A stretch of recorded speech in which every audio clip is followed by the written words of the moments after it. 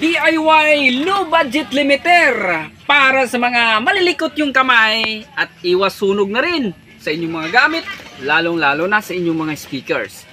Meron tayo ditong integrated amplifiers and ito na yon, yung DIY limiter natin.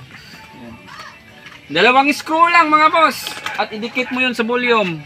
Isagad mo hanggang 10 o'clock lang para maiwasan yung masagad, no? Para iwas clipping, yan, DIY limiter lang yan. Para lang po ito sa mga wala pang budget na magbili ng processor, limiter processor.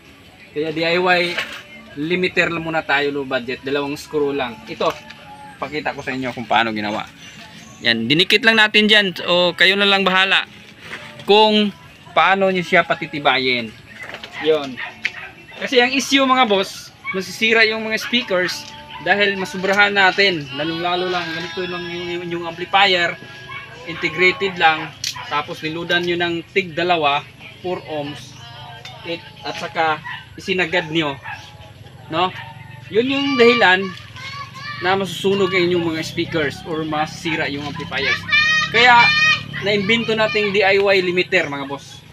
Yan, DIY limiter. Kahit anong gagawin mo pa dyan mga boss, hanggang dyan lang talaga yan. 10 o'clock, hanggang 10 o'clock na talaga yan mga boss. Tutok mo ulit para masundan ninyo. Yan, DIY limiters natin. Dalawang screw lang, pinagdikit ko lang yan dyan po as for example mga boss, no? DIY limiter natin, no? Yan, pwede nyo itong gayahin mga boss, libre naman, no? DIY limiter natin. So, sa mga viewers natin dyan at bagong viewers natin sa ating YouTube channel, huwag kalimutan mag-subscribe and pinutin yung notification bell para updated kayo sa mga bago nating upload. Bye-bye!